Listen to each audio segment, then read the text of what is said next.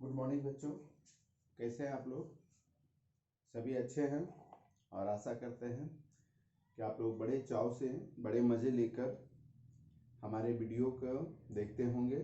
और साथ ही Mukesh sir online classes जो कि मेरा यूट्यूब चैनल है उसको आप लोग सब्सक्राइब भी किए होंगे, शेयर भी करते होंगे। आज हम लोग फिर से क्लास 7 का हमारी विरासत जो कि इतिहास के रूप में जाना जाता है, हम लोग अध्याय 3 दिल्ली के सुल्तान आज हम लोग भाग 7 देखेंगे।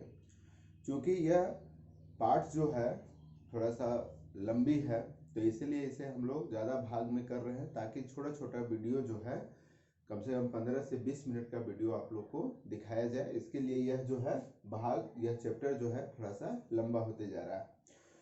तो हम लोग भाग 7 पढ़ने से पहले थोड़ा सा भाग 6 में हम लोगों ने क्या पढ़ा था? हम लोगों ने मस्जिद के बारे में पढ़ा था कि मस्जिद का अर्थ हो जाता है कि मुसलमानों के लिए मुसलमान जो है जिस स्थान पर अपने भगवान या अल्लाह का जो है आराधना करते हैं, पूजा करते हैं, उस जगह को मस्जिद कहा जाता है। उसमें हम लोगों ने पढ़ा था इमाम जो कि नमाज जो अदा कराता है, यानी मस्जिद में एक बहुत ही सम्माननीय और विद्वान व्यक्ति रहता है जिसको इमाम कहा जाता है। इमाम ही जो है प्रत्येक शुक्रवार को सारे नमाजियों को नमाज अदा करवाता है।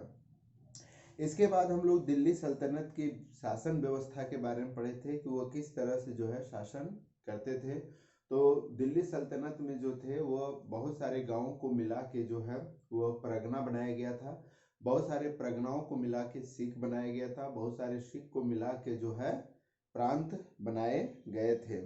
और इसमें अन्य अधिकारियों के बारे में भी हम लोग पढ़े थे कि इक्ता, आमिल, मुशरिफ, मुखिया, साहेब दीवान, है ना।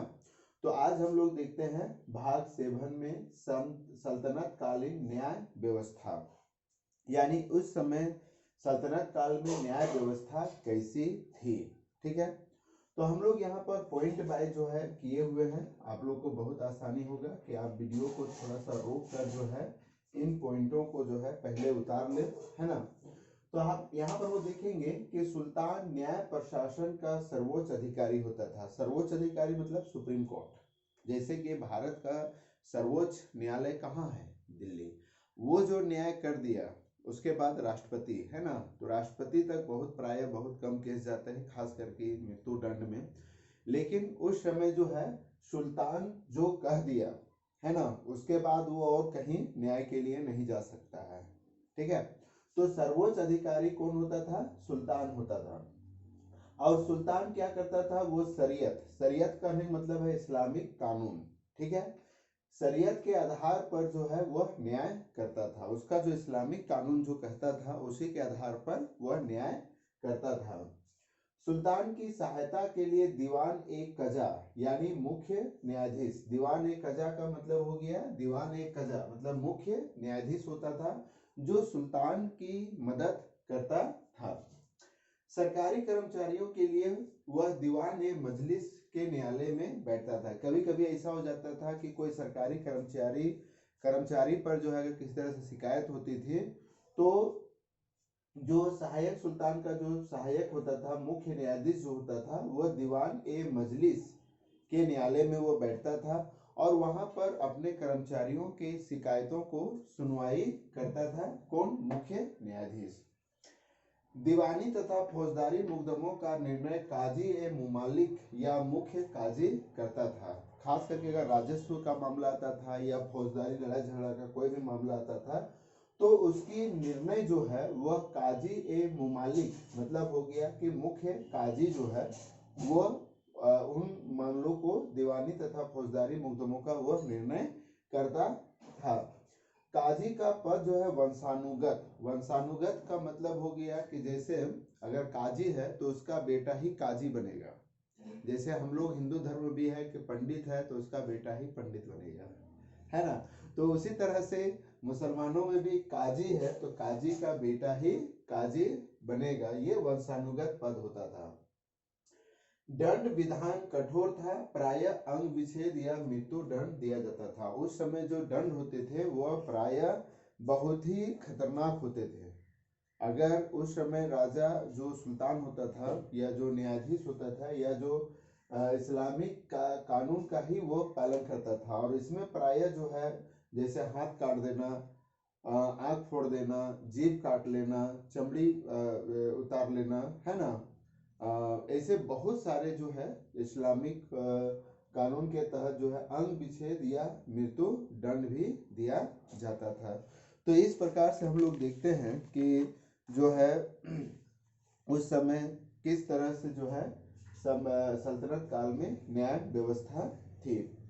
अब बच्चों यहाँ पर हम देखेंगे कि दिल्ली सल्तनत का झारखंड पर क्या प्रभाव पड़ा। ठीक है, इसको आप लोग पॉज करके उतार लेंगे। दिल्ली वंश खिलजी वंश के समय झारखंड दिल्ली सल्तनत के संपर्क में आया। तो यहाँ पर हम लोग देखते हैं कि झारखंड जो है उस समय बिहार से जुड़ा हुआ था, बिहार से जुड़ा हुआ था। बहुत ऐसे मामला में जो है झारखंड बंगाल से भी जुड़ा हुआ था। उस समय जो क्षेत्र हुआ करते थे वो बहुत ही विशाल हुआ करते थे।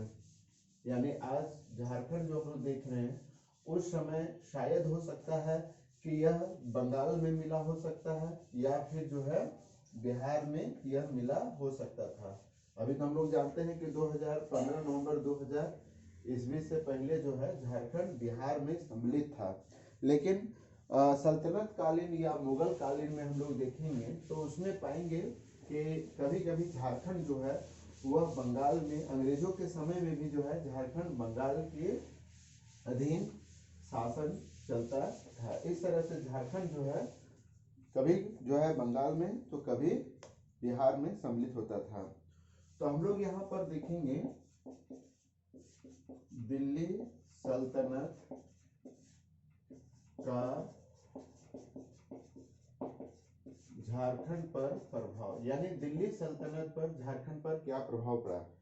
खिलजी वंश के समय झारखंड दिल्ली सल्तनत के संपर्क में है। यानी जो झारखंड था जब जिस समय दिल्ली सल्तनत पर खिलजी वंश का शासन चल रहा था उसी समय जो है झारखंड जो है वह दिल्ली के संपर्क में आया। 1206 ईस्वी में बख्तियार खिलजी ने झारखंड के रास्ते नदियां यानी आधुनिक पश्चिम बंगाल पर आक्रमण किया था। यानी 1206 ईस्वी में जो बख्तियार खिलजी था जब वो पश्चिम बंगाल गया था आक्रमण करने, तो वह झारखंड के रास्ते से ही बंगाल, पश्चिम बंगाल गया था। नदिया में आक्रमण के समय बख्तियार खिलजी ने बनारस पिठोरिया मार्ग का अनुसरण किया था। बंगाल विजय में झारखंड के जनजातियों को जंगल साफ करने एवं तीरंदाजी के लिए शाही लश्कर में शामिल किया गया था। क्योंकि जो जनजाति लोग हैं अभी भी आप देखेंगे तो झारखंड के जनजाति लोग जो हैं वो अभी भी तीर धनुष रखते हैं और वह बहुत ही निशानेबाज होते हैं। जैसे दीपिका का, आप लोग झारखंड की दीपिका का नाम सुने होंगे, दीपिका कुमारी, वो झारखंड की है और वह ओलंपिक में बहुत अच्छा उम्दा प्रदर्शन की थी तीरंदाजी में, है ना। तो कहीं ना कहीं हम लोग देखते हैं तो जनजातियों का प्रयोग, झारखंड की जो जनजाति है उनका प्रयोग जंगल साफ करने एवं तीरंदाजी के लिए शाही लश्कर में, जो राजा का लश्कर होता था, राजा का जो सैनिक होता था उसमें सम्मिलित कर लिया जाता था। इल्तुतमिश और बलबन के शासन काल में झारखंड में नागवंशी राजा हरिकर्ण प्रभावशाली एवं शक्तिशाली राजा था। याद रखिएगा कि इल्तुतमिश और बलबन के काल में झारखंड में नागवंशी राजा, है ना, ठीक है, नागवंशी राजा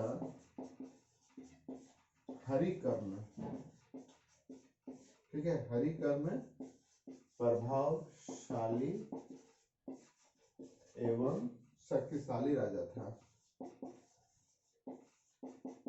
शक्तिशाली राजा था। कब? इल्तुतमिश और बलबन के समय में। इनके शासन काल में झारखंड में दिल्ली सल्तनत का कोई विशेष प्रभाव नहीं पड़ा। और जब इनके शासन काल में, किनके, नागवंशी राजा हरिकर्ण के शासन काल में जो है यहाँ पर दिल्ली सल्तनत का कोई विशेष अधिकार जो है झारखंड पर नहीं रहा। तुगलक वंश के शासक मोहम्मद बिन तुगलक के सेनापति मलिक बेया हजारीबाग क्षेत्र में चाई चंपा तक आ पहुंचा था। यानी तुगलक वंश के शासक जो मोहम्मद बिन तुगलक थे, उसके शासक जो उसके सेनापति थे मलिक बेया, वो हजारीबाग क्षेत्र में चाई चापा तक आ पहुंचा था। जनरा नामक संस्थान सरदार राजा चाड़, यानी चाड़ मतलब हो गया किले में रहता था, चाड़ मतलब किला। जनरा नामक संस्थान राजा चाड़ किले में रहता था। वह सेना के आगमन की सूचना पाकर किला छोड़कर भाग गया। उन्होंने बिहार शरीफ तत्कालिक उदंतपुरी को राजधानी बनाया, है ना। यह मखदूम शाह एवं बीबी कमालो फिरदौसिया सिलसिला के समकालीन थे। पलामू में इसकी हत्या कर दी गई थी। इसके शव को उदंतपुरी लाकर पीर पहाड़ी में दफनाया गया। फिरोज शाह तुगलक के समय में बंगाल के शमसुद्दीन इलियास शाह ने एक बड़ी भूमि जीतकर हजारीबाग के सतगावा में अपनी राजधानी बनाई थी। दिल्ली के तुगलक वंश व लोधी वंश के शासक सतगावा से आगे नहीं बढ़ सके, क्योंकि उन्हें शक्तिशाली नागवंशी राजा के कड़ी टक्कर दी। तो उस समय हम लोग देखते हैं कि दिल्ली सल्तनत काल में भी झारखंड जो है वह अछूता नहीं रहा, यानी यह जो है कोई न कोई राजा यहाँ पर दिल्ली सल्तनत के बंगाल के दौरे पर जो है हजारीबाग से होते हुए, झारखंड से होते हुए जो है यह बंगाल जाते हैं। और कहीं ना कहीं वो देखते हैं मोहम्मद बिन तुगलक के समय में भी जो है झारखंड पर जो है काफ़ी प्रभाव पड़ा, है ना। तो इस तरह से हम लोग देखते हैं कि प्रत्यक्ष रूप से जो है झारखंड पर दिल्ली सल्तनत का प्रभाव पड़ा। अब यहाँ पर हम लोग देखते हैं कि भूमि नियंत्रण, यानी दिल्ली सल्तनत कालीन समय में भूमि व्यवस्था किस प्रकार से थी, इसके बारे में हम लोग जानकारी प्राप्त करेंगे।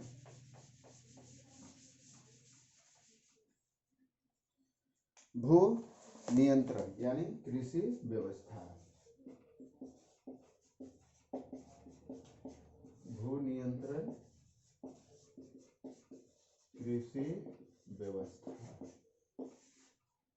दिल्ली सल्तनत का एक प्रमुख उपलब्धि कृषि से होने वाली आय तथा इसके संबंधित राजस्व की व्यवस्था थी, यानी दिल्ली सल्तनत का मुख्य उपलब्धि थी कि कृषि से होने वाली आय और इससे संबंधित राजस्व, यानी ज़्यादातर उस समय जो टैक्स होते थे वो किसानों पर ही लगाए जाते थे और खास करके उपज पर। इस काल अवधि में सामान्यतः जमीन को 3 वर्गों में विभाजित किया गया था: एकता जमीन, खालसा जमीन और इमाम जमीन, है ना। सल्तनत कालीन जो है जमीन को